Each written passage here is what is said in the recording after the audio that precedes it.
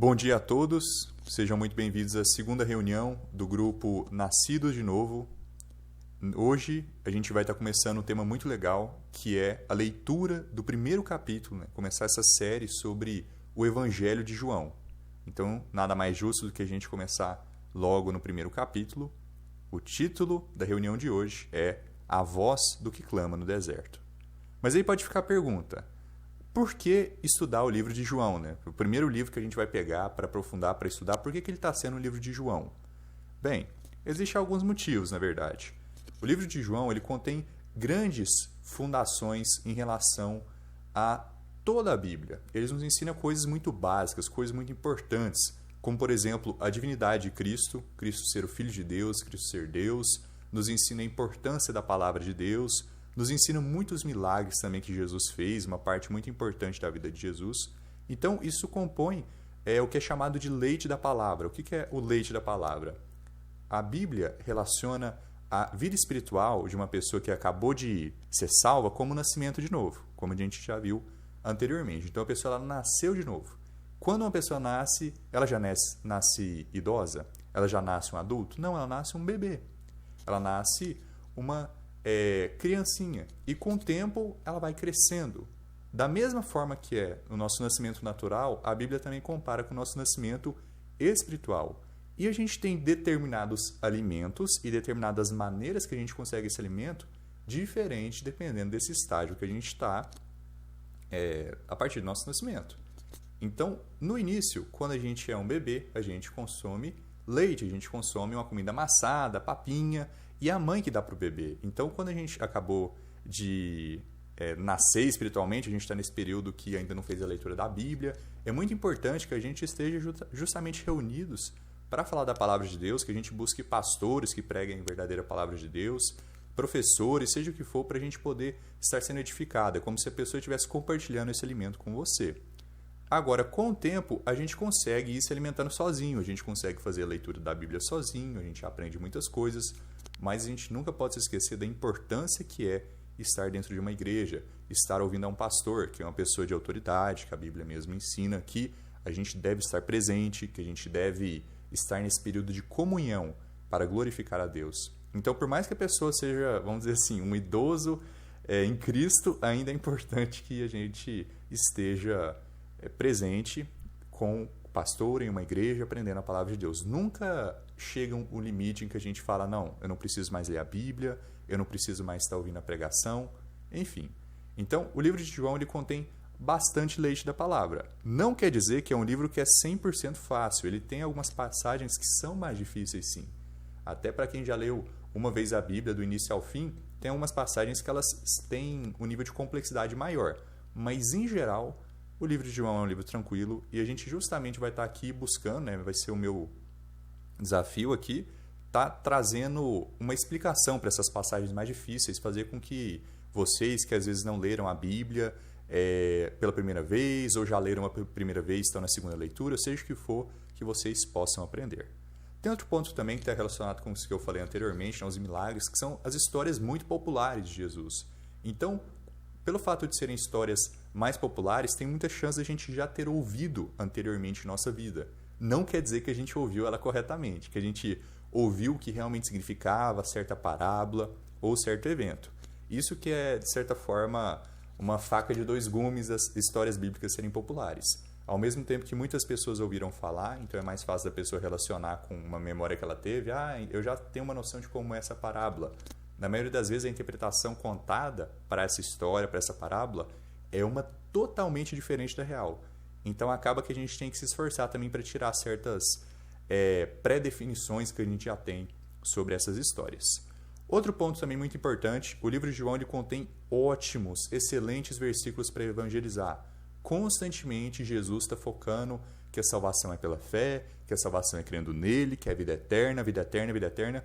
E João, a pessoa, o discípulo João, ele constantemente traz esse tema em seus livros. Então, João ele escreveu o Evangelho de João, ele também escreveu o 1º João, 2º João, 3º João e suposto que ele escreveu também Apocalipse, que também é um João que está presente. A gente acredita que é o mesmo das epístolas de João e do Evangelho de João. E é claro, Não é João que originou essas ideias, ele foi movido pelo Espírito Santo. Mas amo do fato que Deus o utilizou como pessoa para escrever esses versículos, esses capítulos, esses livros. E por conta de Deus estar utilizando uma pessoa, a gente consegue perceber que, vamos dizer assim, o estilo de escrever da pessoa é refletido no livro que ela escreve. Certas palavras, certos temas ou maneiras que as palavras voltam, né, são não repetidas, mas temas que vão sendo recorrentes, a gente percebe que tem essa parte, esse espelho da pessoa que está escrevendo. E o último ponto, é um livro escrito declaradamente, claramente com o objetivo do leitor crer. João capítulo 20. Logo, logo a gente vai estar chegando nesse capítulo, mas enfim, um breve avanço. João capítulo 20, versículo 30. E muitos outros sinais que não estão escritos neste livro, verdadeiramente Jesus fez na presença de seus discípulos, mas estes estão escritos para que possam crer que Jesus é o Cristo, o Filho de Deus, e para que, crendo, tenhais vida através do seu nome. Sabendo tudo disso, sabendo todos esses pontos, nada mais justo do que a gente iniciar a nossa leitura no livro de João. Então vamos aqui para o primeiro ponto, João capítulo 1, versículo 1. O que a gente tem logo nesse primeiro versículo? No princípio era a palavra, e a palavra estava com Deus, e a palavra era Deus. É muito legal quando a gente pega esse versículo e compara com o primeiro versículo da Bíblia, com Gênesis capítulo 1, versículo 1. A gente já vê muitas similaridades. No princípio criou Deus o céu e a terra. Então a gente começa sempre no princípio, no início de tudo. É muito legal a gente prestar atenção nesse ponto que ambos os livros focam nessa criação do mundo, contam desse início de tudo. E João, por mais que ele não esteja descrevendo toda essa narrativa de como o mundo foi criado, e Deus disse haja luz e houve luz, ele ainda foca muito no ponto que Jesus é Deus, que ele estava no princípio, que antes de Abraão, Jesus é. E é muito importante a gente tomar cuidado até com a versão bíblica que a gente vai estar lendo. Por que eu foco tanto na importância da King James, na importância da CF? Eu trouxe aqui uma breve comparação com a versão King James Fiel, que é a que eu estou utilizando aqui agora, e com a versão Novo Mundo, que é dos Testemunhas de Jeová. Prestem bem atenção, o mesmo versículo. No princípio era a palavra, e a palavra estava com Deus, e a palavra era Deus. Agora na versão Testemunha de Jeová. No princípio era a palavra, e a palavra estava com Deus, e a palavra era um Deus. Um Deus, não Deus.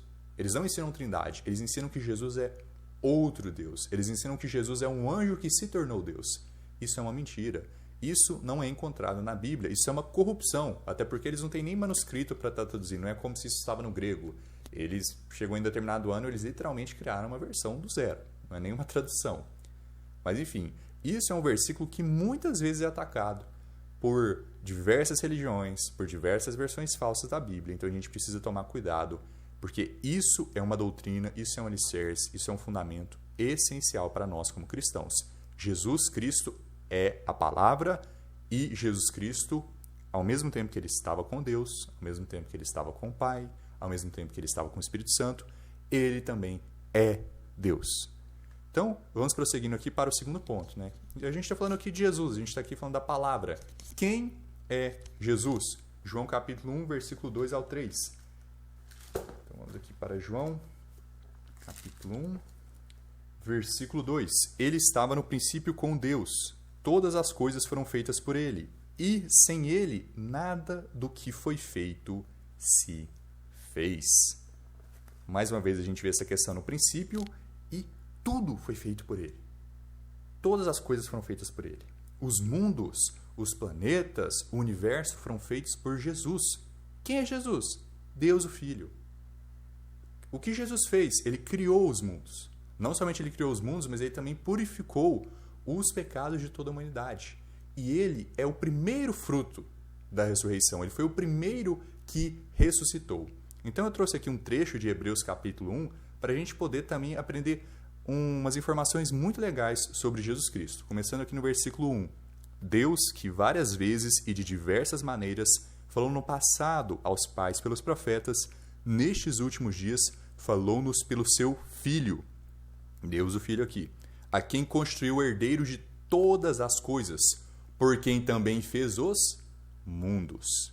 Deus disse, haja luz e houve luz. Ele utilizou a sua palavra para criar os mundos. E Jesus Cristo é a palavra de Deus, o qual, sendo o resplendor de sua glória e a imagem expressa de sua pessoa, e sustentando todas as coisas pela palavra do seu poder, havendo feito por si mesma a purificação dos nossos pecados, assentou-se à destra da majestade nas alturas. E olha que legal, Jesus Cristo é a imagem expressa da pessoa do Pai. Isso quer dizer que é algo muito além de ser feito à imagem, né? Nós como humanidade, nós como seres humanos, somos feitos à imagem de Deus. Jesus é a imagem expressa. Pensa num gênio univitelino, num gêmeo idêntico, virtualmente idêntico. Isso é que imagem expressa está falando. É literalmente você vê um, você viu o outro. Não é à toa que Jesus dizia que se tivessem visto ele, já tinham visto o Pai. Ele literalmente tem a mesma aparência que o Pai em sua forma glorificada. Então vamos aqui para o versículo 4.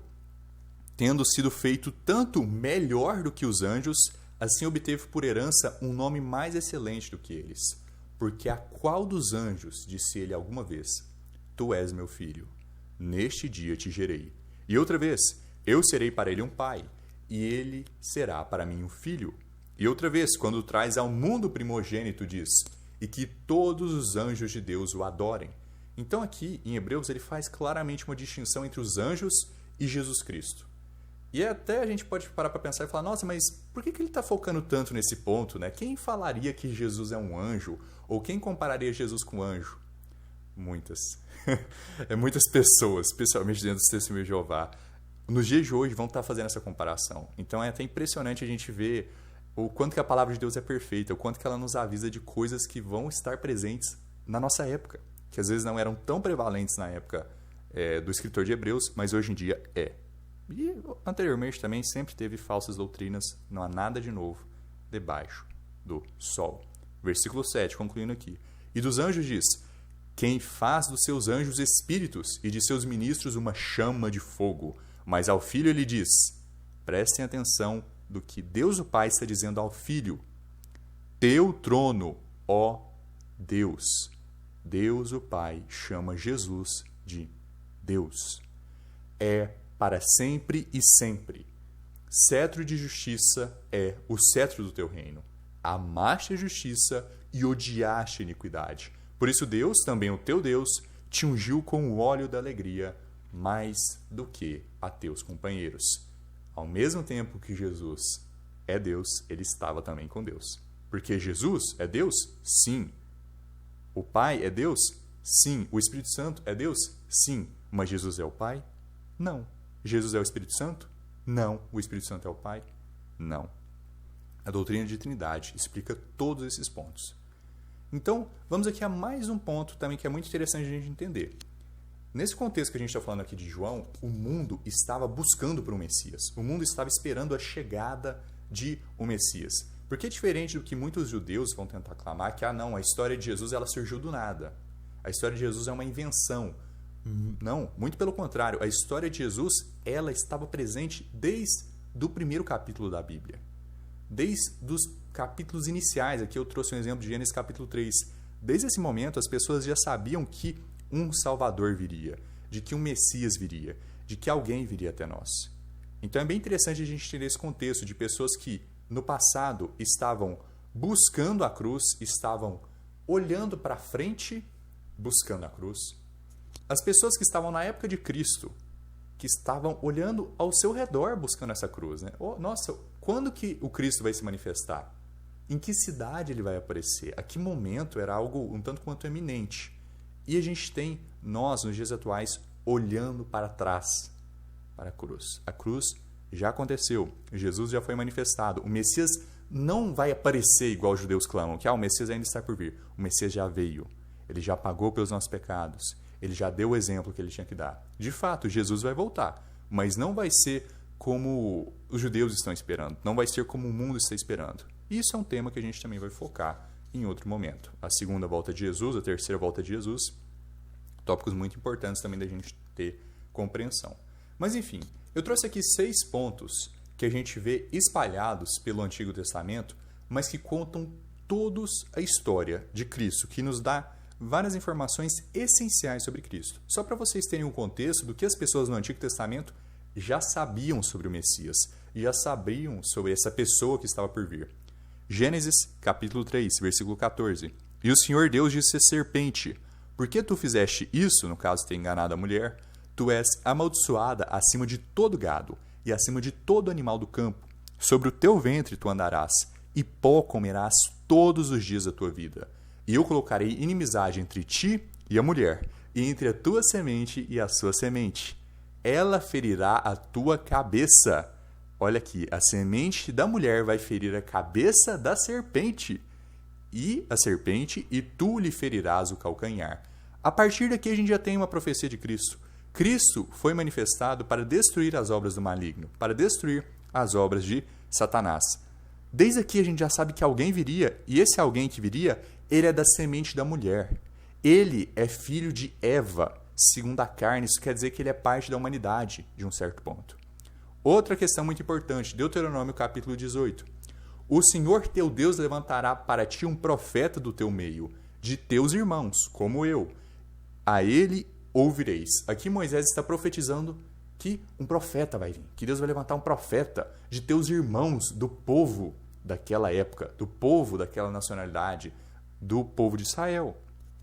A ele, essas pessoas deveriam ouvir. E isso é um tópico bem interessante também da gente ter em mente, porque os fariseus justamente perguntaram para João: és tu o profeta? Então era algo que eles sabiam que ia acontecer, não eram pessoas inocentes, nossa, não tinham noção nenhuma sobre as Escrituras. Isaías capítulo 7, versículo 14. Portanto, o Senhor mesmo vos dará um sinal. Eis que uma virgem conceberá e dará à luz um filho e chamará seu nome Emanuel. Emanuel quer dizer Deus conosco. Então, eles já sabiam também que uma virgem conceberia. Ela daria à luz a um filho e esse filho seria Deus conosco. É claro, a gente tinha aqui no Antigo Testamento uma profecia que ela teve uma dupla aplicação. Ela aconteceu naquela época, esse sinal foi dado ao povo daquela época, mas ele também era uma profecia acerca de Maria, acerca do nascimento virgem que viria Cristo, ok? Que é Deus literalmente conosco. E indo aqui para Isaías 9, fica ainda mais evidente essas profecias sobre Cristo, porque para nós um menino é nascido, para nós um filho é dado, e o governo estará sobre seu ombro, e seu nome será chamado Maravilhoso, Conselheiro, o Poderoso Deus, o Pai Eterno, o Príncipe de Paz. Então, só um adendo aqui bem rapidamente, não quer dizer que Jesus é o Pai. Aqui ele será chamado, e a gente vai ver que na Bíblia, em diversos momentos a pessoa ela é chamada de certa coisa porque ela vem no Espírito, ou ela vem para fazer a vontade daquela pessoa, ou ela age como aquela pessoa. Jesus veio para fazer a vontade do Pai. Ele fez tudo o que agrada ao Pai. Por isso que ele é chamado de Pai Eterno. Não quer dizer que ele é o Pai, mas de fato ele é o poderoso Deus. E ele é também o príncipe da paz. Então as pessoas sabiam que ele viria da semente da mulher, que ele seria um profeta, que ia ser um nascimento virgem, que ia ser literalmente Deus, esse menino que ia nascer. E o que eles aprenderam em Daniel capítulo 9? Quando o Messias ia vir? Ele tem tempo cronometrado. Ele tinha um momento certo que ele deveria aparecer. Por isso que as pessoas estavam buscando por ele, naquela época em que João Batista estava pregando, naquela época onde os discípulos estavam seguindo Jesus. Era o momento certo do Messias aparecer. Daniel capítulo 9, versículo 25. Saiba, portanto, e entenda que desde a saída do mandamento de restaurar e construir Jerusalém até o Messias, o príncipe, e a gente viu na nossa leitura do primeiro capítulo que Messias é Cristo, ok? Messias significa Cristo. O príncipe serão 7 semanas e 72 semanas. A rua será construída novamente e o muro, mesmo em tempos tenebrosos. Então, o Messias tinha que vir nessa quantidade de tempo. Essa quantidade de tempo não se aplica agora. Essa quantidade de tempo ela não se aplica daqui a 20 anos. 30 anos atrás, ela já passou. Já se foi o tempo do Messias aparecer. E o último ponto que eu gostaria de tratar aqui, nessas profecias do Antigo Testamento. Miqueias capítulo 5. Essa profecia ela é até mencionada em Mateus, logo nos primeiros capítulos de Mateus. Versículo 2. Mas tu, Belém Efrata, embora sejais pequena entre os milhares de Judá, de ti sairá para mim aquele que é governador em Israel, e cujas saídas têm sido desde os tempos antigos, desde a eternidade. Não somente ele ia vir de Belém Efrata, não somente ele seria um rei, um governador, não somente Jesus Cristo é segundo a carne da semente de Davi, novamente, irmãos, Jesus sempre existiu, Jesus é desde a eternidade, mas ele se fez carne. Ele se fez carne e, nascendo de uma mulher, ele conseguiu cumprir essa profecia aqui de Gênesis capítulo 3. Ele se tornou da semente da mulher. É Deus se fazendo como os homens. É Deus se fazendo carne.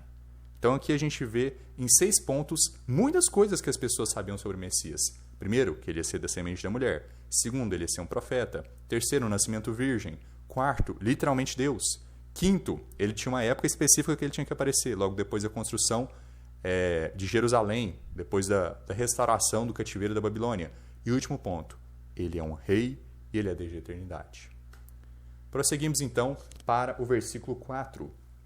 Nele estava a vida, e a vida era a luz dos homens.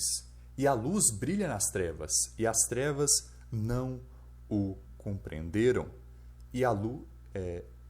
versículo 6. Houve um homem enviado por Deus, cujo nome era João.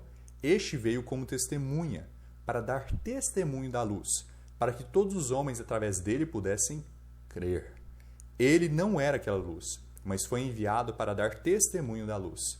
Aquele era a verdadeira luz, que ilumina todo homem que vem ao mundo. Ele estava no mundo, e o mundo foi feito por ele, e o mundo não o conheceu. Então, novamente, Jesus fez o mundo. A gente vai aqui para outro aspecto muito importante de Jesus Cristo. Ele é a luz que ilumina o mundo. Como eu tinha mencionado, João ele também escreveu outros livros que fazem parte da Bíblia. Um exemplo desse é 1 João capítulo 1.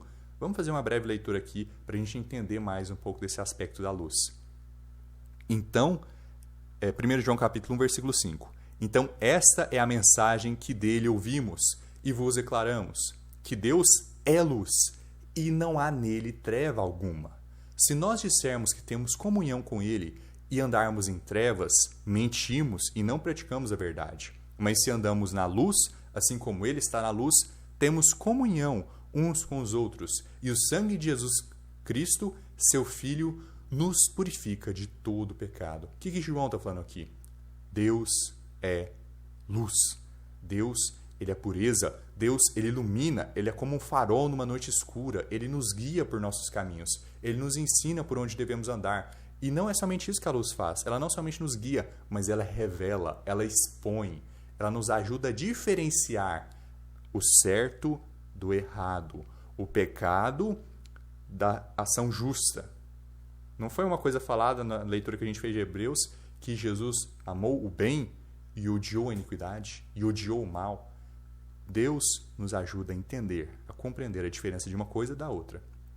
Efésios capítulo 5, versículo 5.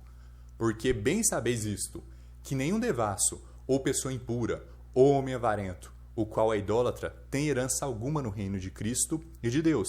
Ninguém vos engane com palavras vãs, porque por essas coisas vem a ira de Deus sobre os filhos da desobediência. Portanto, não sejais participantes com ele, porque no outro tempo ereis trevas, mas agora sois luz no Senhor. Andai como filhos da luz. Que grande honra é essa que Deus nos dá, de poder sermos chamados filhos da luz, de poder sermos chamados filhos do dia. A gente não é mais treva igual a gente era antigamente, quando a gente era uma ovelha perdida, quando a gente não era salvo, quando a gente estava morto em nossos pecados. Agora a gente é filho da luz. A gente deve andar como filho da luz. A gente deve buscar ter comunhão com a luz. A gente deve permanecer na luz. Isso não é algo que vem automaticamente.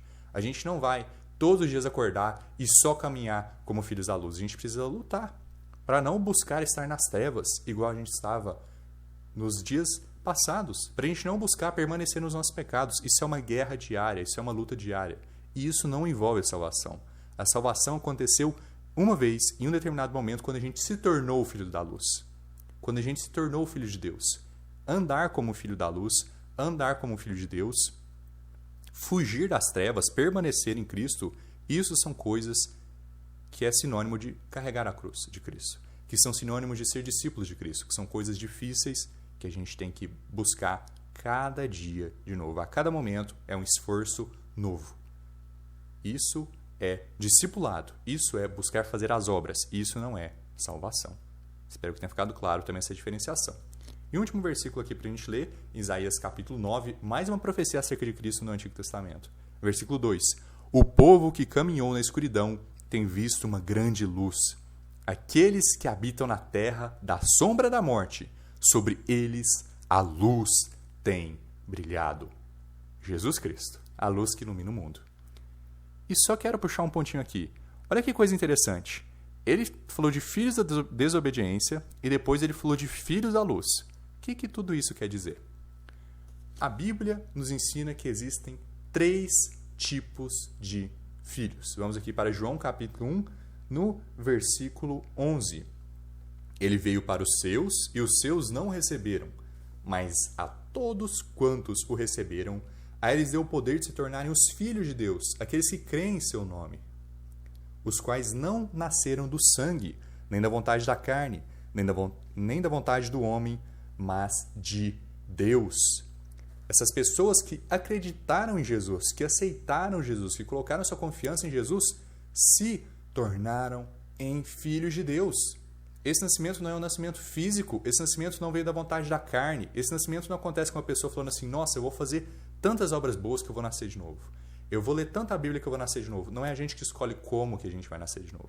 Mas a gente pode escolher se a gente vai querer nascer de novo ou não. A gente pode escolher se a gente vai querer acreditar em Cristo ou não.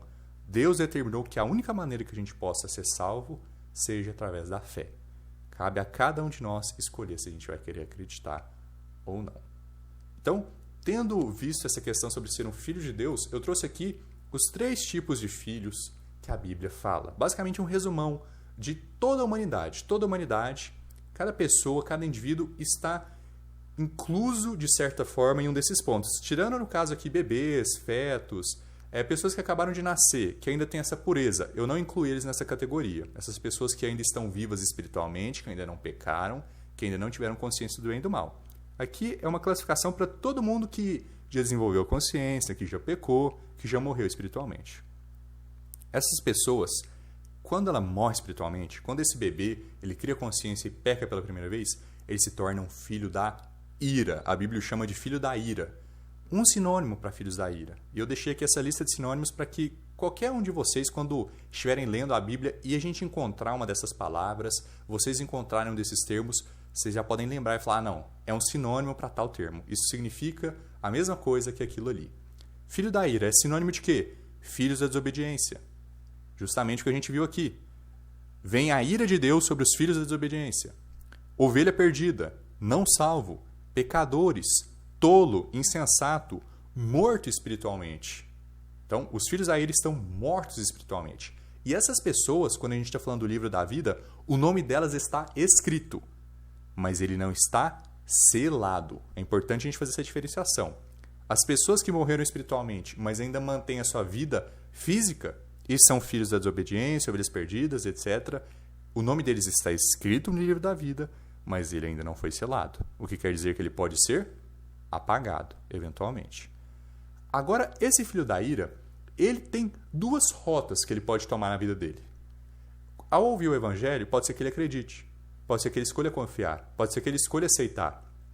E o que ele vai se tornar? O que a gente leu aqui no primeiro capítulo de João? Ele vai se tornar um filho de Deus. Ou pode ser que com o tempo ele comece a rejeitar a Deus, odiar a Deus a um nível em que ele se torna, ele passa do ponto. Ele fica num nível que é tarde demais para ser salvo. Ele se torna um filho de Belial. O que é Belial? É um sinônimo para Satanás, para o diabo. Beelzebu, né? Daí que vem, Beelzebu vem de Belial. É um termo que aparece muitas vezes no Antigo Testamento e tem muitos sinônimos. Filho de Deus e filho de Belial são os nomes que mais têm sinônimos por toda a Bíblia, os termos que mais têm sinônimos. E acontece também que se uma pessoa, um filho da ira, ele morrer sem ter acreditado no Evangelho, ele ouviu o Evangelho, só que ele não ligou. Ele não foi como o filho de Belial que começou a odiar a Deus. Ele simplesmente não ligou e morreu na ignorância dele. O que acontece quando ele morre? Ele se torna um filho de Belial. Por quê? A gente vai fazer a leitura aqui e vai fazer a compreensão. Vamos começar aqui no primeiro. Filho de Deus. Quais são os sinônimos de filho de Deus? Filhos da luz. A gente acabou de fazer a leitura disso em Efésios. Filhos do dia. Ovelha encontrada, uma ovelha de Cristo. Esses são os salvos, os justos, os santos. Isso mesmo, os santos não são pessoas que passaram uma vida inteira cheia de milagres e o corpo delas não apodreceu e tal, e a igreja vai determinar quem é santo ou não. Não é assim que funciona. Santo é sinônimo de justo, é sinônimo de salvo, é sinônimo de filho de Deus. Esses são os eleitos, esses são os escolhidos, esses são aqueles que nasceram de novo. Eles estavam de fato mortos espiritualmente, mas eles nasceram de novo. O Espírito voltou para eles. E eles possuem um nome selado no livro da vida. Os filhos de Deus estão com o nome selado, os filhos da ira estão com o nome escrito, mas não está selado. E quanto aos filhos de Belial? Os filhos de Belial têm como sinônimo filhos do diabo, filhos do inferno, os ímpios, os trabalhadores da iniquidade. E um adendo aqui, ímpios, de vez em quando, assim também como tolo, são termos que funcionam tanto para os filhos da ira quanto para os filhos de Belial. Em alguns momentos a gente está falando de um caso e nos outros a gente está falando de outro. Por isso que a gente tem que também tomar um pouco de atenção com o contexto. Mas se você vê filho do diabo, filho do inferno, trabalhador da iniquidade, bodes, cães, suínos, você pode ter certeza que a gente está falando de um reprovado. A gente não está falando de uma pessoa ovelha perdida. É uma pessoa que a Bíblia compara até com outro animal, né? Um bode. Não somente com um bode, mas também com vários animais e hábitos nojentos ou hábitos bem violentos que esses animais tomam. Então é comparado eles com cães, com suínos, com geração de víboras. Essas pessoas, eles não estão só mortos espiritualmente, mas eles estão 2 vezes mortos. 2 vezes mortos. É tarde demais para eles serem salvos. Eles não vão acreditar. Eles são reprovados. Eles foram rejeitados por Deus. A Bíblia os compara a espinhos, a abrolhos. Eles são comparados a animais irracionais. Geração de víboras, como eu mencionei. E essas pessoas, o nome deles estava escrito no livro da vida. Eles tinham a possibilidade de conseguir o nome selado. Ou seja, se o nome está selado, ele nunca vai ser apagado. Mas essas pessoas odiaram a Deus, passaram tanto do limite que o seu nome foi apagado. Não são pessoas inocentes. A gente não está falando aqui de pessoas que não ouviram o Evangelho, de pessoas que nunca tiveram contato com Deus. A gente está falando de pessoas que, tendo conhecido a Deus, o odiaram. Então aqui eu só vou ler esses 3 versículos aqui para a gente caracterizar cada um desses grupos, especialmente relacionado com a questão de fé, com a questão de crer. Primeiro ponto, os filhos de Deus. 1 João capítulo 5. Porque todo que é nascido de Deus vence o mundo. E esta é a vitória que vence o mundo, a nossa fé. Aquela pessoa que ela é filha de Deus, que ela é nascida de Deus, ela venceu e a vitória dela é através da fé dela. Então ela acredita em Deus. Quanto ao filho da ira, por que eles são chamados de filhos da ira? João capítulo 3, a gente vai estar chegando também com o nosso estudo nesse capítulo, versículo 36. Aquele que crê no Filho tem a vida eterna. Aquele que crê no Filho é um filho de Deus. E aquela pessoa que não crê? E aquele que não crê no Filho não verá a vida, mas a ira de Deus permanece sobre ele. Enquanto a pessoa não acreditar em Deus, a ira de Deus vai permanecer sobre ele. Portanto, filho da ira. E agora os filhos de Belial, Romanos capítulo 1, versículo 21. Porquanto, tendo conhecido a Deus, essas pessoas tiveram contato com Deus, essas pessoas tiveram a oportunidade de serem salvas, não o glorificaram como Deus, nem foram agradecidos, mas se tornaram vãos em suas imaginações, e o seu coração insensato se obscureceu. Isso tudo aconteceu porque essas pessoas, ao terem contato com Deus, não glorificaram como Deus, não receberam como Deus, não acreditaram nele, nem ficaram felizes. Essas pessoas se elevaram em suas imaginações. Essas pessoas endureceram seu coração a um ponto que não há mais retorno. Então, espero que tenha ficado evidente essa diferença gritante, especialmente entre os filhos de Deus e os filhos de Belial. São 2 polos completamente opostos. Não tem como um se tornar o outro. Não tem como você mudar de quem você é filho. Não tem como você mudar um filho de Deus se tornar um filho de Belial se transformar num filho de Deus. Mas uma pessoa que é um filho da desobediência, ela pode obedecer o Evangelho ou ela pode odiar o Evangelho. Tudo bem? Então, prosseguimos para o próximo ponto. João capítulo 1, versículo 14. E a palavra se fez carne e habitou entre nós, e nós contemplamos sua glória, como a glória do unigênito do Pai, cheio de graça e verdade, né? Como a glória do unigênito. Jesus é a imagem expressa da pessoa, do Pai. E é importante a gente entender o quão impactante, o quão importante foi que Jesus se fizesse carne. A leitura aqui começa em 1 João capítulo 5, nesse trecho de baixo. Este é aquele que veio por água e sangue, a saber, Jesus Cristo, não apenas por água, mas por água e por sangue. E o Espírito é o que testifica, porque o Espírito é a verdade. Jesus, ele se fez carne. Não somente ele se fez carne, mas ele também nasceu de uma mulher. Ele nasceu de Maria. Ele veio por água. Vir por água está associado com esse nascimento físico, né? Da bolsa romperá, a água vazou. Mas ele veio também com sangue. Ele tinha um sistema circulatório. Ele tinha um sistema digestório. Parem um pouco para pensar sobre isso, irmãos e irmãs. Deus tomou um corpo como o nosso. Deus se colocou sujeito a todas as dificuldades que a gente passa. A ter que dormir, a precisar se alimentar, a ter que descansar, a ficar doente, a sentir dor, até a morrer. Deus Todo-Poderoso, Criador de tudo, que é desde a eternidade para a eternidade, se colocou nos nossos calçados. 1 Timóteo, capítulo 3, segundo ponto. E sem controvérsia, grande é o mistério da piedade. Deus foi manifesto na carne. Jesus Cristo se manifestou na carne. Justificado no Espírito, visto pelos anjos, pregado aos gentios, crido no mundo e recebido acima, na glória. Filipenses capítulo 2, indo aqui para a direita. Que sendo em forma de Deus, Jesus, que é Deus, não teve por usurpação ser igual a Deus. O que isso quer dizer? Ele não teve por roubo ser igual a Deus. Ele não considerou como algo absurdo ser igual a Deus. Porque não é, porque Jesus é Deus. Então, se por exemplo, a gente chamar Jesus de Deus fosse um roubo, fosse algo errado, então Jesus não seria Deus. Mas Filipenses aqui fala claramente que Jesus não teve por usurpação ser igual a Deus. Ele é na forma de Deus. Ele é Deus. Não é algo que é injusto. Muito pelo contrário. É extremamente correto a gente dizer que Jesus é Deus. 1 Timóteo a gente viu aqui. Deus foi manifesto na carne. Continuando aqui, versículo 7.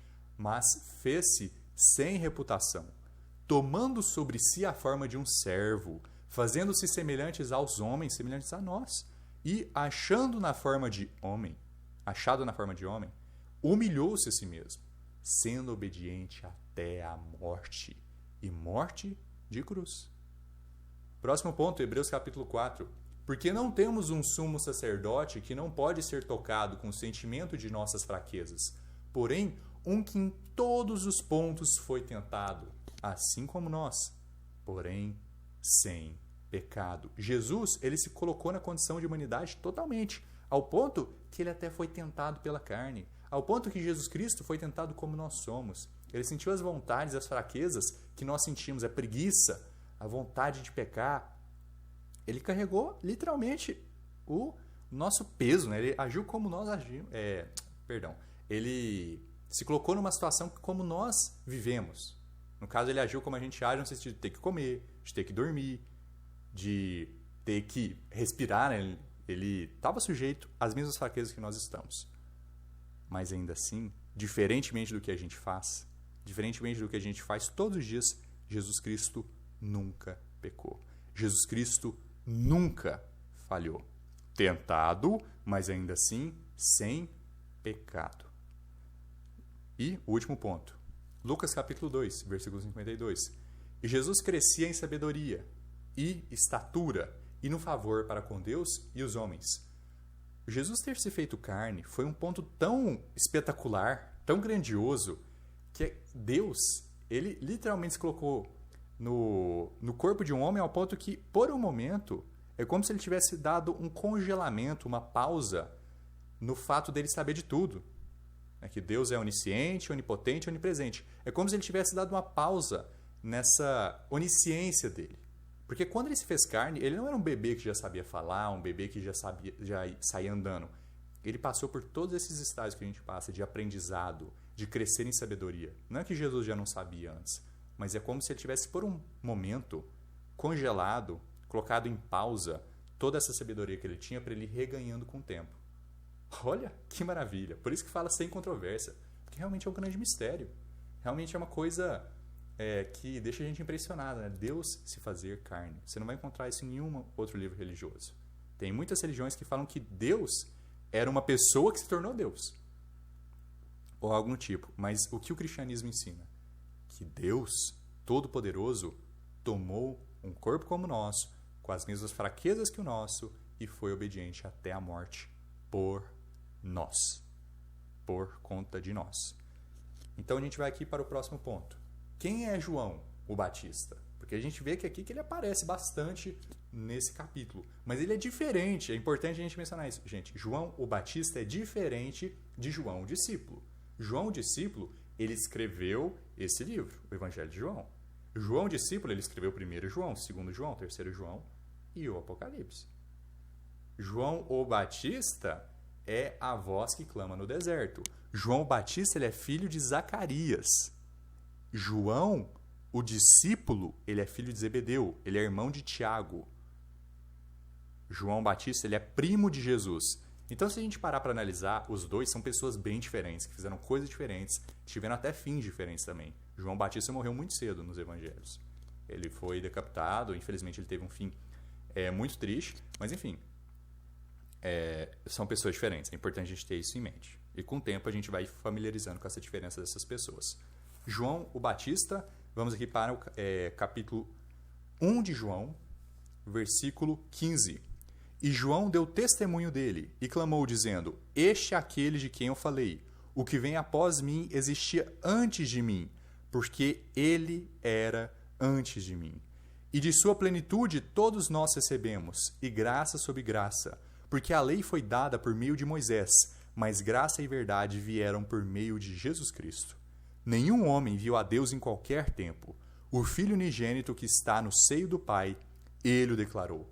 Nenhum homem pode ver Deus e viver. A gente tem a história de Moisés que queria ver Deus, e aí Deus falou: olha, eu vou passar e você vai ver minha parte traseira, você vai ver minhas costas, porque nenhum homem pode ver minha face e viver. Isso é Deus o Pai. Nenhum homem viu a Deus o Pai. Nenhum homem consegue vê-lo e viver.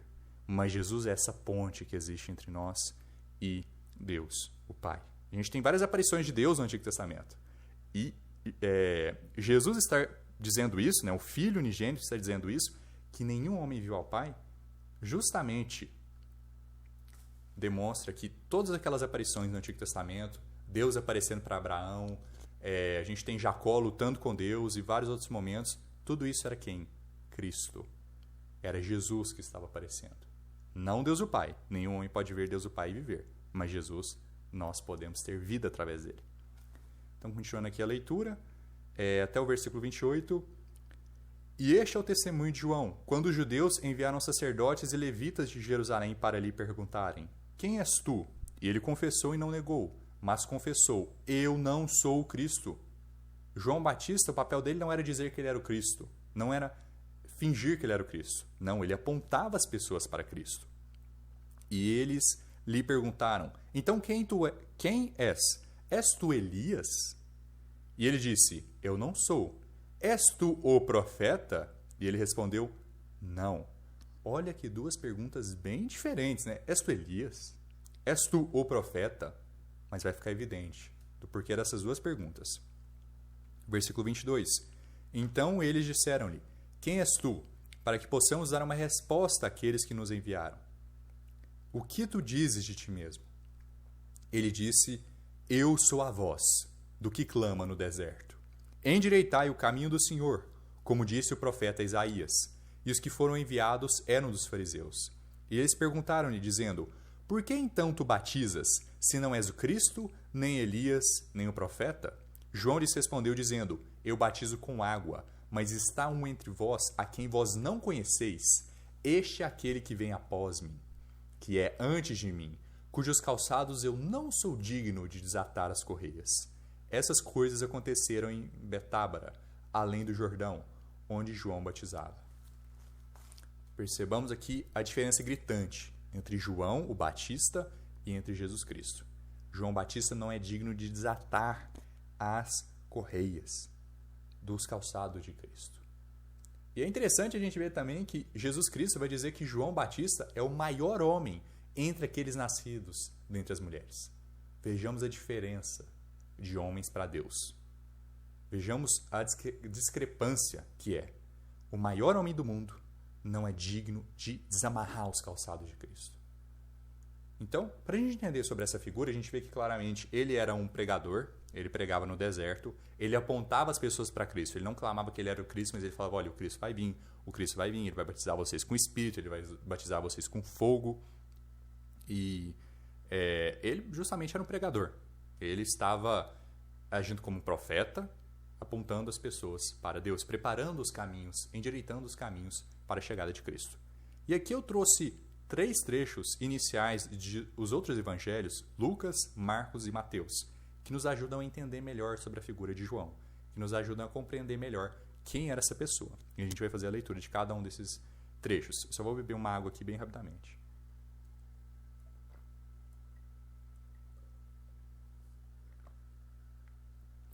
Certinho, vamos prosseguir aqui. Lucas capítulo 1, versículo 13. Mas o anjo lhe disse: não temas, Zacarias, porque a tua oração foi ouvida, e tua esposa Elizabete te dará um filho, e tu chamarás o seu nome de João, e tu terás alegria e regozijo, e muitos se alegrarão com o seu nascimento, porque ele será grande à vista do Senhor, e ele não beberá vinho, nem bebida forte, e ele será cheio do Espírito Santo, já desde o ventre de sua mãe, e converterá muitos dos filhos de Israel ao Senhor seu Deus, e irá diante dele no espírito e no poder de Elias, para converter os corações dos pais aos filhos, e os desobedientes à prudência dos justos, tornar pronto um povo preparado para o Senhor. O papel de João Batista era preparar o povo daquela época para a vinda de Cristo, para que quando Cristo chegasse até aquela nação, ele não fosse e encontrasse uma nação totalmente desordenada, totalmente despreparada para a sua vinda. O papel de João Batista é o papel que nós como cristãos temos, de pregar o Evangelho, de apontar as pessoas para Cristo, de preparar as pessoas para a segunda vinda de Cristo. João Batista estava preparando as pessoas para a primeira vinda de Cristo. E aqui a gente vê uma coisa muito legal.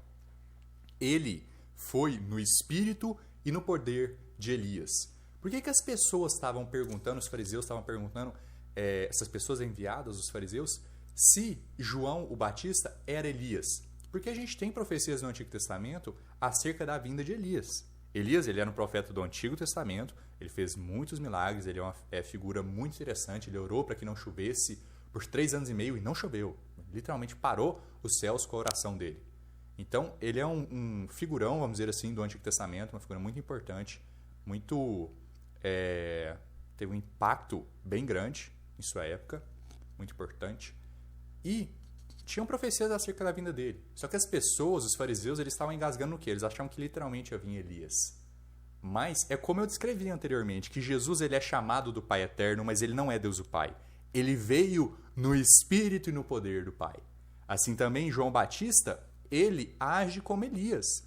Ele tem uma atuação muito importante como a de Elias. Ele veio no espírito e no poder de Elias. Mas ainda assim não quer dizer que ele literalmente é Elias. Marcos capítulo 1, versículo 1. O princípio do Evangelho de Jesus Cristo, o Filho de Deus, como está escrito nos profetas: eis que eu envio o meu mensageiro diante de tua face, que preparará o teu caminho diante de ti. A voz de um que clama no deserto: preparai o caminho do Senhor, endireitai os seus caminhos. João batizava no deserto e pregava o batismo de arrependimento para a remissão dos pecados. Então, não somente ele estava batizando as pessoas em água, mas ele também pregava esse batismo de arrependimento. Isso é um tema muito legal, as diferenças dos batismos, né? A gente chama batista também, é importante a gente entender os significados, mas vai ser um estudo para uma outra semana. É bem interessante a gente comparar o batismo com fogo, o batismo do Espírito Santo, o batismo de arrependimento e o batismo de águas. Então vamos aqui para Mateus capítulo 3. João Batista, assim como Jesus Cristo, ele é uma figura que tinha profecia sobre ele. A gente tinha profecias em Isaías falando que ele ia estar endireitando esses caminhos, ele ia ser a voz que clama no deserto, ele ia estar pregando esse endireitamento dos caminhos, perdão. E a gente tem também profecias em Malaquias sobre ele. Eis que eu envio o meu mensageiro diante de tua face. Então, vamos aqui para Mateus capítulo 3, versículo 1. Malaquias é o último livro do Antigo Testamento, logo antes de Mateus. Mateus capítulo 3, versículo 1. Naqueles dias veio João, o Batista, pregando no deserto da Judéia, e dizendo: arrependei-vos, porque o reino do céu tem se aproximado. Porque este é o anunciado pelo profeta Isaías, dizendo: a voz de um clamando no deserto, preparai o caminho do Senhor, fazei planos seus caminhos. E este João tinha suas vestes de pelos de camelo, e um cinto de couro em torno de seus lombos. E o seu alimento era locustas e mel silvestre. João vivia uma vida assim bem rústica, vamos dizer assim. Ele vivia no deserto, ele pregava no deserto, seu alimento, locustas e mel. O cara que comia esses artrópodes, esses insetos. E sua vestimenta, pelo de animais. Ele não tinha uma vida assim leve, ele não usava roupas super confortáveis, tinha a maior refeição, mais deliciosa de todas. Ele vivia uma vida focada justamente em estar pregando, e ele tinha uma dieta e uma vestimenta um tanto quanto mais difíceis, né, mais extremas. E eu foco nesse ponto porque é algo que vai ser falado por Jesus posteriormente, sobre essa vida de João Batista no deserto. Versículo 5. Então vinham a ele Jerusalém e toda a Judéia, e toda a região ao redor do Jordão, e eram por ele batizados no Jordão, confessando seus pecados. Mas ele, vendo muitos dos fariseus e dos saduceus que vinham ao seu batismo, disse-lhes: ó geração de víboras, quem vos advertiu para fugir da ira vindoura? A gente não viu esse termo um pouquinho atrás? Geração de víboras está relacionado com o quê? Filhos de Belial. Como a gente viu, os fariseus sabiam das profecias de Elias. Eles sabiam das profecias do profeta. Eles sabiam das profecias de Isaías. Mas mesmo assim, mesmo tendo consciência, a gente vai ver que os fariseus vão ser os maiores antagonistas de Cristo. Os maiores antagonistas dos discípulos. O judaísmo, a religião judaica, até o dia de hoje, é uma das maiores antagonistas do cristianismo. Quanto mais não era naquela época. Então, não é de se surpreender que tenham muitos reprovados dentro desse meio. E aqui, a gente já pulou para o versículo 11, não ia ter como a gente colocar todos os versículos aqui, infelizmente, mas enfim, a gente vai chegar lá no estudo de Mateus. Indo aqui para o versículo 11. Eu realmente vos batizo com água para o arrependimento, mas aquele que vem depois de mim é mais poderoso do que eu, cujos calçados não sou digno de carregar. Ele vos batizará com o Espírito Santo e com fogo, cuja joeira está em sua mão, e limpará minuciosamente a sua eira. Vai limpar minuciosamente a sua plantação, vai limpar as plantas com muito cuidado. Recolherá no celeiro o seu trigo. Essas pessoas que estão sendo recolhidas no trigo são as batizadas com o Espírito Santo. O batismo com fogo, meus amigos, não é algo que a gente deva estar querendo ter nunca. Porque o batismo com fogo é o inferno. É uma imersão em fogo eterno, mas queimará a palha no fogo inextinguível. Então a pregação de João era uma pregação que incluía falar que algumas pessoas vão para o inferno, que incluía declarar que algumas pessoas são gerações de víboras. A pregação de João, ele não somente falava coisas, vamos dizer assim, totalmente positivas, ótimas de ouvir, poxa, vai vir o Messias e tal. Isso é algo muito bom da gente estar ouvindo. Mas a gente vai ver também que a pregação de João tinha momentos que eram mais difíceis, que elas podiam afetar a gente, no sentido de que ele podia estar falando de um pecado que a gente fazia. João tinha pregações que eram duras também. E a gente precisa tomar essa aproximação com a palavra de Deus, que é uma espada de dois gumes. Muitas vezes a gente vai ler coisas que vai deixar a gente feliz, que vai deixar a gente contente, que vai deixar a gente alegre, mas vai chegar momentos que a palavra de Deus vai começar a bater na nossa porta, no sentido de que a gente vai ler sobre pecados que a gente faz. A gente vai ler que coisas que a gente gosta de fazer são erradas, que atitudes que a gente toma precisam ser mudadas. E é aí que muitas pessoas se ofendem. É aí que muitas pessoas falam, não quero mais isso, não quero mais participar do estudo, não quero mais ouvir. É importante a gente entender que vai chegar momentos em que a palavra de Deus vai estar falando algo contra a nossa vida. Porque somos falhos, porque temos pecados, porque temos falhas. Cabe a nós tomar uma decisão. Se a gente vai buscar aproximação humilde e falar, nossa, eu estou errado, a palavra de Deus está certa, como eu posso melhorar isso na minha vida? Ou se a gente vai ser como Herodes, que vai buscar prender João Batista e futuramente até o decapitar, por conta que ele falava a verdade, por conta que ele expunha o pecado que o governante estava. João morreu fazendo o que era certo. João morreu pregando a verdade, por mais que essa verdade levasse à sua encarceração, por mais que essa verdade custasse a sua própria vida. Não é à toa, meus irmãos e irmãs, que João Batista é chamado do maior homem dentre aqueles nascidos nas mulheres. Então a gente prossegue aqui para mais um ponto. Já está quase acabando o estudo, o tempo aqui já está bem grande, mas enfim, esse capítulo ele é mais longo e a gente tem muitos pontos importantes para a gente entender aqui também. Então, peço um pouco de compreensão em relação ao tempo. Mas enfim, a gente chega aqui ao ponto do Cordeiro de Deus. João capítulo 1, versículo 29. No dia seguinte, João vê Jesus vindo até ele e diz: Eis o Cordeiro de Deus, que carrega o pecado do mundo. Este é aquele de quem eu disse: depois de mim vem um homem que é superior a mim, porque ele era antes de mim. É até legal também a gente ver que João Batista, segundo a carne, né, como eu disse, ele é primo de Jesus. João Batista ele nasceu fisicamente antes de Jesus Cristo. Mas ele fala que Jesus é antes dele. Por quê? Porque Jesus é desde a eternidade. Antes de Abraão, Cristo existir, Cristo sempre foi. Cristo é Deus. E João reconhecia isso. Eu não conhecia, mas para que ele fosse revelado a Israel, por isso vim batizando com água. João testemunhou, dizendo: Eu vi o Espírito descer do céu como uma pomba. Não quer dizer em forma de pomba, em formato de pomba, mas como uma pomba desce. Né? Ela está voando, ela desce. Está sendo comparado com a maneira que ela voa. E permaneceu sobre ele. E eu não o conhecia, mas aquele que me enviou para batizar com água, este disse para mim: Aquele sobre quem vires descer o Espírito e sobre ele permanecer, esse é o que batiza com o Espírito Santo.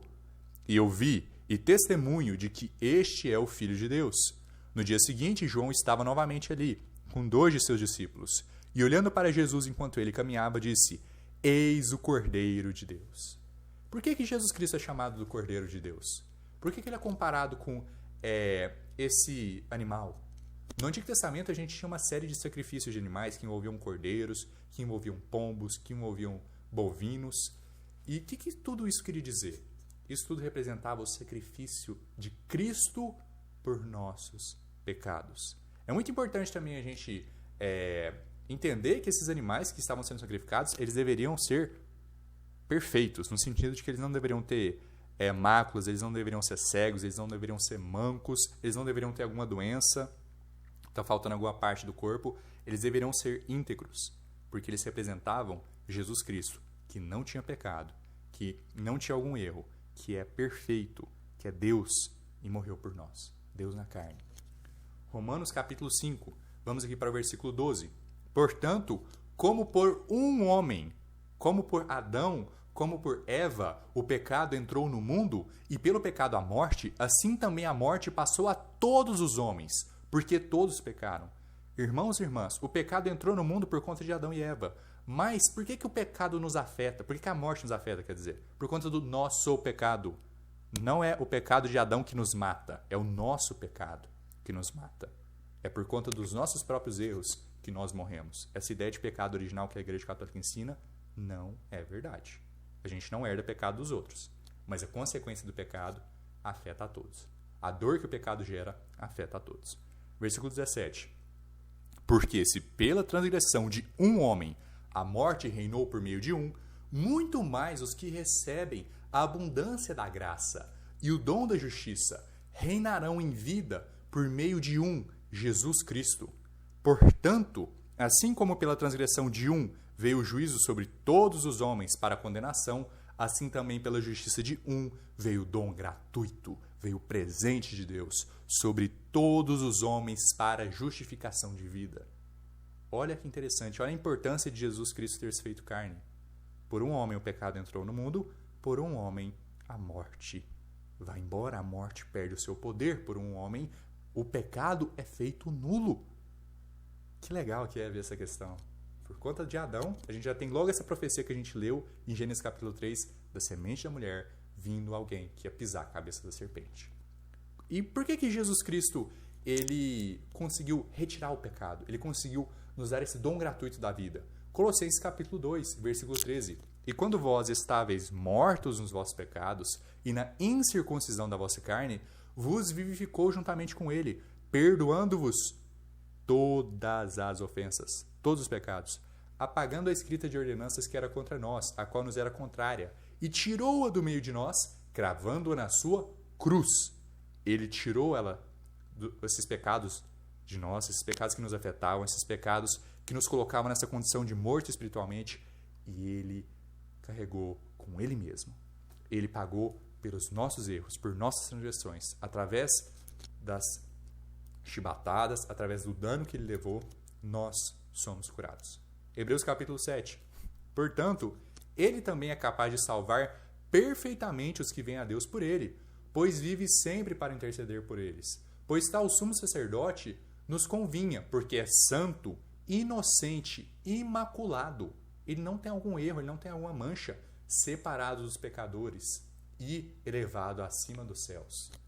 2 Coríntios capítulo 5. Ora, então somos embaixadores de Cristo. Nós que somos salvos, a gente é embaixador de Cristo.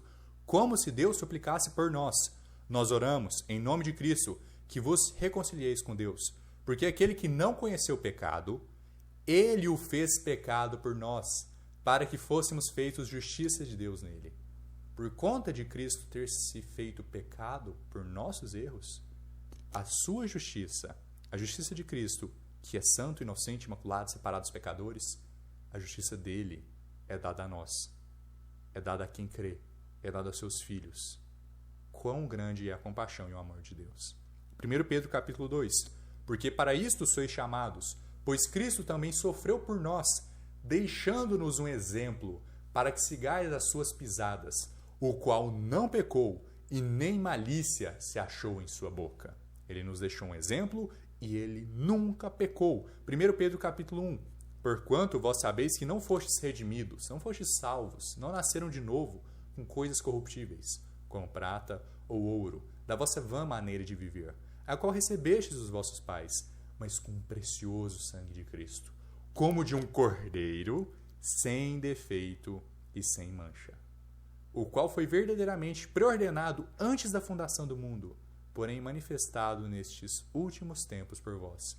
Jesus Cristo, Deus já sabia que Jesus Cristo ia ter que morrer por nós, antes da fundação do mundo. Desde o princípio, já era do conhecimento de Deus de que Cristo precisaria se manifestar para morrer por nós.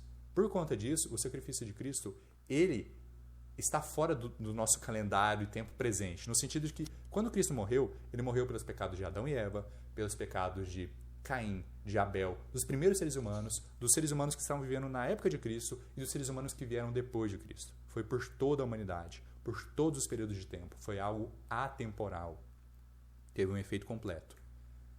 E a gente vai aqui, chegando aqui nos nossos últimos pontos. Eu vou dar uma aceleradinha aqui, por conta da questão do tempo. Então vamos aqui para João capítulo 1, versículo 37.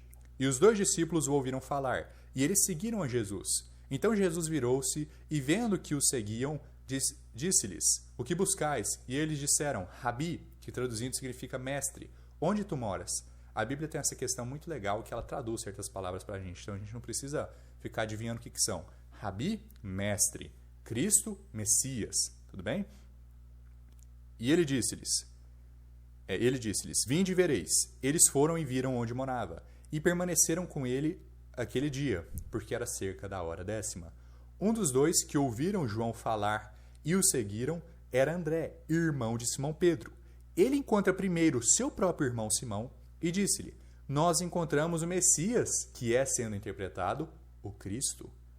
E ele o trouxe a Jesus. E olhando Jesus para ele, disse, tu és Simão, filho de Jonas, tu serás chamado Cefas, que traduzido significa uma pedra. Versículo 43. No dia seguinte, Jesus queria partir para Galiléia e encontra Filipe e diz, segue-me. Ora, Filipe era de Betsaida, cidade de André e Pedro. Filipe encontra Natanael e lhe diz, nós encontramos aquele de quem escreveram Moisés na lei e os profetas. Cristo foi profetizado desde o início. Os profetas escreveram sobre ele. A ele todos os profetas deram testemunho. Jesus de Nazaré, filho de José.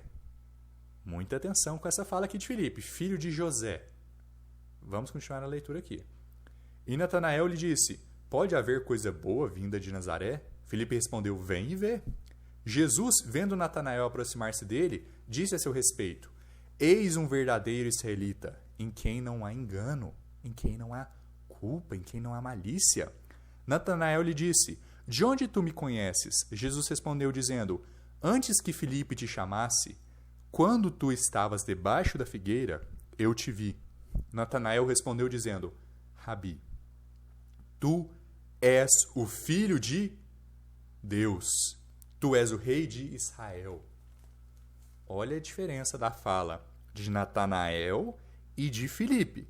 Filipe chama Jesus de filho de José. Natanael vê Jesus e fala, tu és o Filho de Deus. Quem estava certo? Natanael. Filipe aqui ele cometeu uma gafe, ele cometeu um erro. E esse erro a gente vê até Maria fazendo. Maria, quando estava buscando pelo menino Jesus, fala, nossa, eu e o seu pai estávamos te procurando. E Jesus corrige ela. E Jesus fala, não, estou aqui fazendo a obra de meu pai. Jesus mostra essa diferenciação entre quem é o pai dele. José não é o pai de Jesus. O nascimento de Jesus foi virgem. Tudo bem? É importante que a gente entenda esse ponto. Então, o último versículo aqui, antes da gente prosseguir para a nossa leitura. Jesus respondeu dizendo, por que eu te disse, vi-te debaixo da figueira, tu crês? Coisas maiores do que estas verás. Então, a gente vê aqui uma fala muito legal em que Jesus chama Natanael de um verdadeiro israelita, em quem não há engano. Essa fala é muito parecida com o Salmo 32. Vamos para a leitura aqui em Salmo 32. Abençoado é aquele cuja transgressão é perdoada, cujo pecado é coberto. Abençoado é o homem a quem o Senhor não imputa a iniquidade e em cujo espírito não há malícia. Então, essa frase aqui, esse termo, é muito parecido com o que Jesus está falando. E o que ele quis dizer com isso? Que Natanael, ele não tinha engano, ele não tinha malícia em seu espírito. Ele quis dizer que Natanael teve os pecados perdoados, teve as transgressões perdoadas. Por quê? Porque antes de conhecer a Jesus, assim como João Batista, antes de saber quem Jesus Cristo era, João Batista já sabia que ele tinha um primo.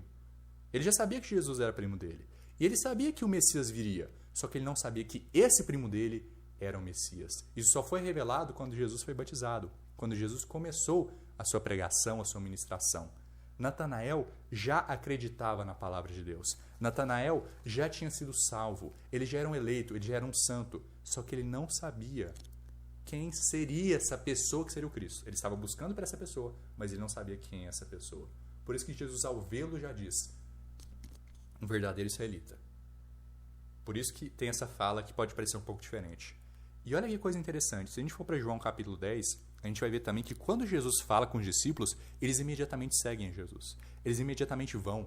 A gente viu aqui o caso de Filipe indo chamar essa outra pessoa. A gente viu o caso desses discípulos indo chamar mais pessoas ainda, apontando mais pessoas para Cristo.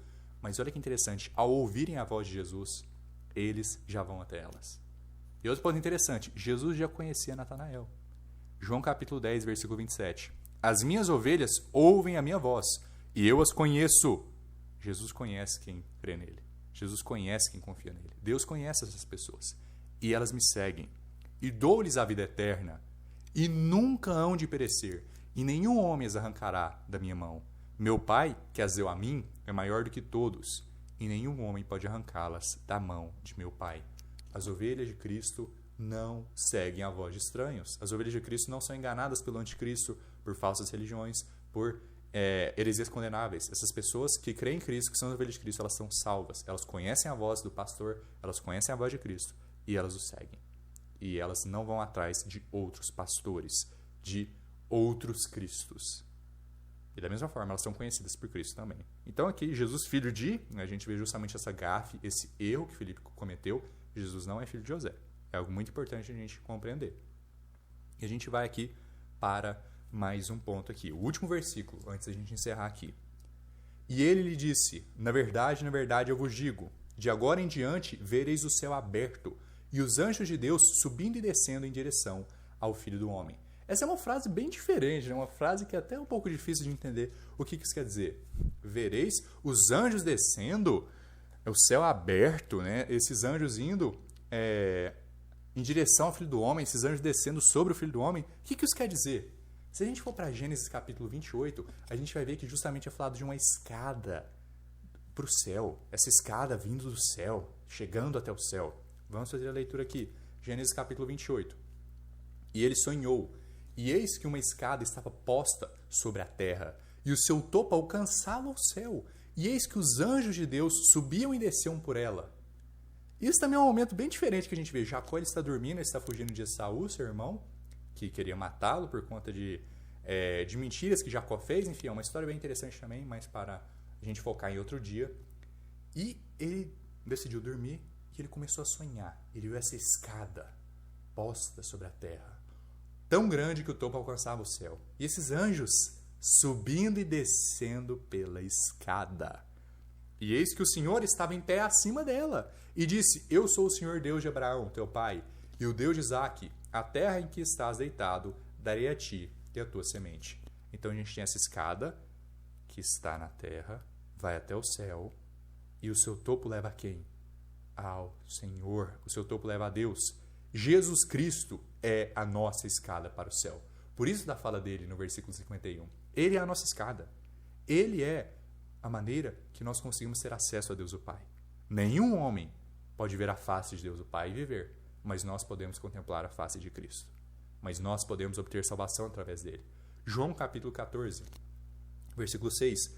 Disse-lhe Jesus: Eu sou o caminho, a verdade e a vida. Ninguém vem ao Pai senão por mim. Se vós me conhecesseis, também conheceríeis a meu Pai. E desde agora o conheceis e o tendes visto.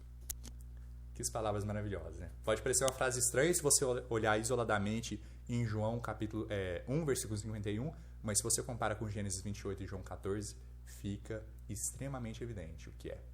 Nós conhecemos Jesus, nós sabemos o caminho, nós entendemos como chegar até Deus o Pai, nós sabemos como chegar até o céu. Mas e quantas pessoas que não sabem? Mas e quantos os nossos familiares que ainda não ouviram o Evangelho? Mas e quantos os nossos vizinhos que a gente ainda não pregou a palavra? E é quantos os nossos amigos, é quantas pessoas da nossa faculdade, as pessoas da nossa escola, as pessoas do nosso trabalho que a gente ainda não evangelizou? Que a gente ainda não perguntou se as pessoas gostariam de ouvir o Evangelho. Tem pessoas que não querem ouvir, irmãos e irmãs. É importante a gente entender isso. Tem pessoas que não vão querer ouvir, mas tem pessoas que querem. Então, pessoas que são dispostas. A gente não sabe se o vizinho nosso, do nosso lado, vai ser a próxima pessoa que vai se tornar um irmão. Vai ser a próxima pessoa que vai se tornar um filho de Deus. É nosso dever, conhecendo o caminho, sabendo como chegar até o céu, tendo entrado nessa porta estreita, sabendo a verdade, compartilhar. É nosso dever ser como João Batista. É nosso dever ser como Filipe. É nosso dever ser como os discípulos, como os apóstolos, pregar o Evangelho. Pregar a verdade.